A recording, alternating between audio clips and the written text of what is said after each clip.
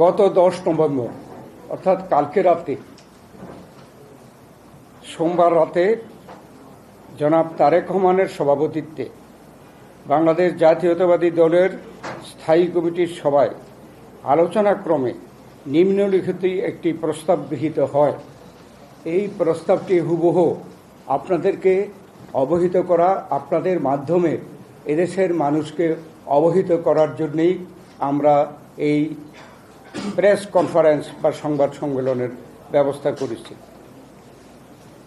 রাজনৈতিক দলসমূহের সাথে জাতীয় ঐকমত্য কমিশনের দীর্ঘ প্রায় 1 বছর যাবৎ আলোচনার ভিত্তিতে কতিপয় নোট অব ডিসেন্ট সহ ঐকমত্যের ভিত্তিতে রচিত জুলাই জাতীয় সনদ বিগত 17 অক্টোবর স্বাক্ষরিত হয় এবং দেশের সংবিধান ও আইন অনুযায়ী তা বাস্তবায়নে সকলে অঙ্গীকারবদ্ধ হই।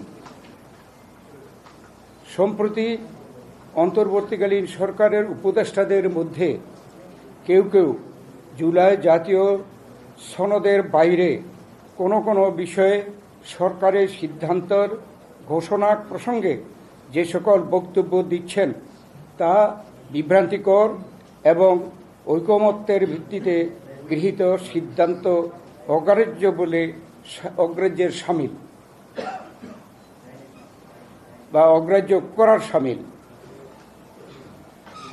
আবার আমি এটা পড়ছি যে সরকারি সিদ্ধান্ত ঘোষণার ক্ষেত্রে যেসব বক্তব্য দিচ্ছেন তা বিভ্রান্তিকর এবং ঐকমত্যের ভিত্তিতে গৃহীত সিদ্ধান্ত অগ্রাহ্য করার শামিল।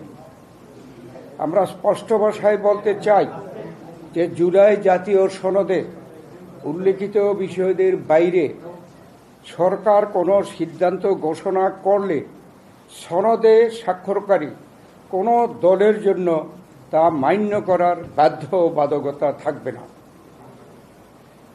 এটা আমরা আবার বলছি, আমরা স্পষ্ট ভাষায় বলতে চাই যে জুলাই জাতীয় সনদে উল্লেখিত বিষয়দের বাইরে সরকার কোনো সিদ্ধান্ত ঘোষণা করলে সনদে স্বাক্ষরকারী কোনো দলের জন্য তা মান্য করার বাধ্যবাধকতা থাকবে না।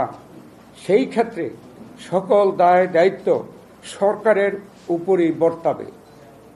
এই ব্যাপারে সতর্ক পদক্ষেপ গ্রহণের জন্য আমরা সরকারের প্রতি আহ্বান জানাচ্ছি।